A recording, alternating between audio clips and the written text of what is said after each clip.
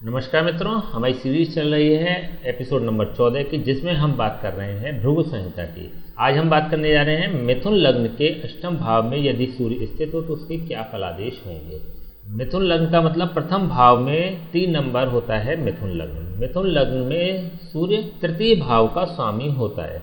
तृतीय भाव का स्वामी होकर जब यह अपने से षष्ठम भाव में बैठता है, अपने से छठे भाव में बैठता है, अर्थात यदि लग्न कुंडली की बात करें तो प्रथम स्थान के सापेक्ष यह अष्टम भाव पर बैठता है, तो सूर्य से संबंधित जितने कंटेंट्स हैं उनमें कमी आ जाती है और तृतीय भाव से संबंधित जितने भी फलादेश होते हैं उनमें नेगेटिविटी आ जाती है।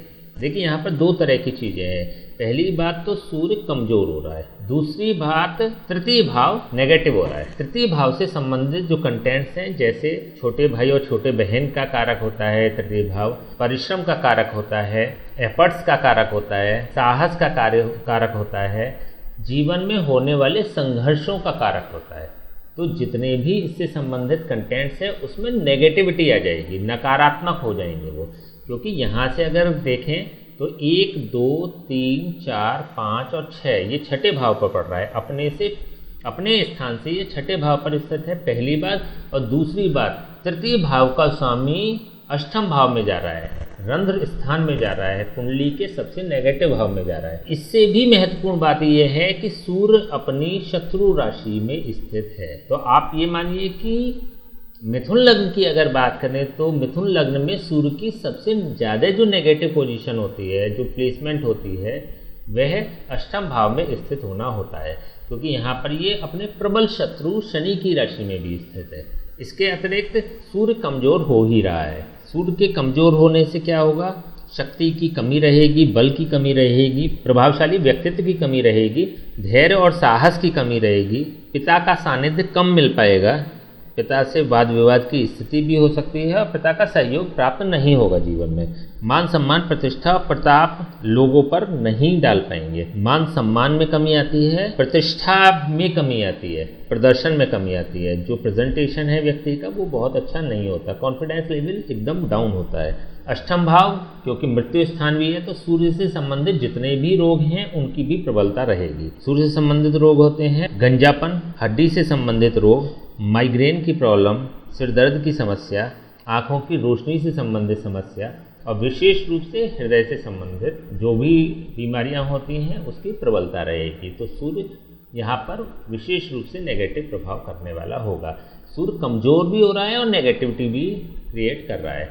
भाग्य भाव का कारक होता है, दशम भाव का कारक होता है, लग्न भाव का कारक होता है। लग्न भाव के सापेक्ष जब ये अपने से अष्टम भाव में स्थित होता है तो विशेष रूप से व्यक्ति को रोगी बनाने का काम करता है। तो विशेष अभी जैसे हमने बात की, सूर्य से संबंधित रोगों की प्रबलता होगी, व्यक्ति की इम्यूनिटी डाउन होगी, क्योंकि पहले भी हम बता चुके हैं कि सूर्य और चंद्रमा 2 विशेष रूप से ग्रह होते हैं जो की प्लैनेट होते हैं इन जनरल कुंडली के, नैसर्गिक रूप से की प्लैनेट होते हैं। तो सूर्य क्योंकि आत्मा का कारक है, तो आत्मबल या इंटरनली जो व्यक्ति की कॉन्फिडेंस लेवल है या अनकॉन्शियस में जो उसकी विल पावर है उसकी कमज़ोर दिखाई दे रही है, व्यक्ति की कमज़ोर हो जाती है। तो इसलिए लग्न के सापेक्ष अगर देखें तो ये विशेष रूप से खराब स्थिति में है।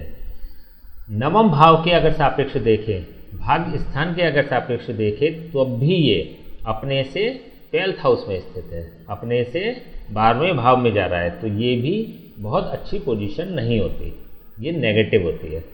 तो भाग्य का साथ भी व्यक्ति को नहीं मिल पाएगा। दशम भाव के सापेक्ष देखें, कर्म क्षेत्र के सापेक्ष देखें, सब प्रोफेशन के सापेक्ष देखें तो ये दशम भाव के सापेक्ष लाभ भाव में स्थित है। दशम भाव के सापेक्ष ये पॉजिटिव हो रहा है, केवल दशम भाव के सापेक्ष, अभी तक दशम भाव के सापेक्ष ये पॉजिटिव हो रहा है। अब देखिए, सूर्य की सीधी दृष्टि अपने द्वितीय भाव पर पड़ रही है। द्वितीय भाव होता है धन का और यहाँ पर इसकी मित्र राशि है, कर्क राशि है। कर्क राशि का स्वामी चंद्रमा होता है। चंद्रमा और सूर्य नैसर्गिक रूप से मित्र ग्रह होते हैं, तो यह अपने मित्र के भाव पर दृष्टि डालने के कारण धन संबंधी जो कंटेंट्स होती हैं, जो चीज़ें होते हैं उसमें पॉजिटिविटी प्रदान करेगा, उसमें सकारात्मक स्थिति लाएगा, तो धन की कमी नहीं होने देगा। इसलिए दशम भाव के सापेक्ष भी देखें तो इस बात की पुष्टि हो रही है कि दशम भाव के सापेक्ष भी ये लाभ स्थान में है। तो दशम भाव या कर्म क्षेत्र या धन इनकी दृष्टि से ये सूर्य अच्छा फल प्रदान करेगा। धन की कमी व्यक्ति को नहीं होने देगा, लेकिन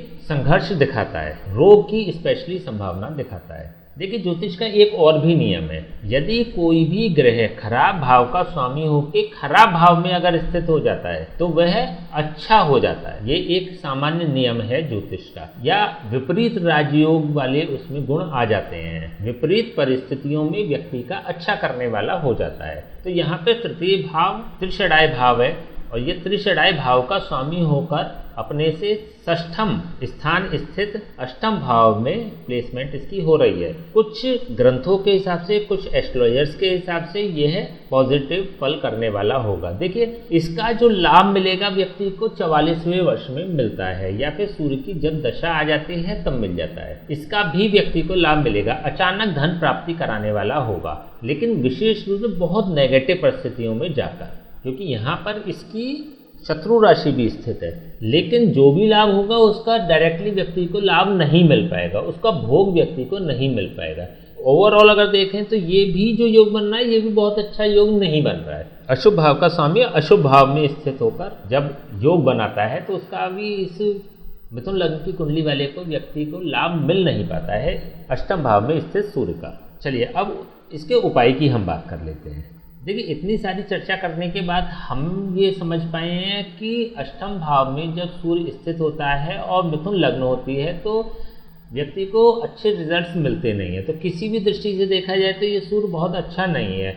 अगर प्रोफेशनली या धन की दृष्टि से अगर कुछ पॉजिटिव है तो उसकी जो नेगेटिविटी बन रही है वो ये भी बन रही है कि यह तृतीय भाव का स्वामी होकर अष्टम भाव में रोगी बना रहा है, व्यक्ति को एक्सीडेंट के योग बनाता है, शारीरिक कष्ट के योग बनाता है, छोटे भाई बहन को कष्ट देता है या पिता को कष्ट देता है। तो बहुत सारी चीज़ें नेगेटिव वाली स्थितियाँ हैं।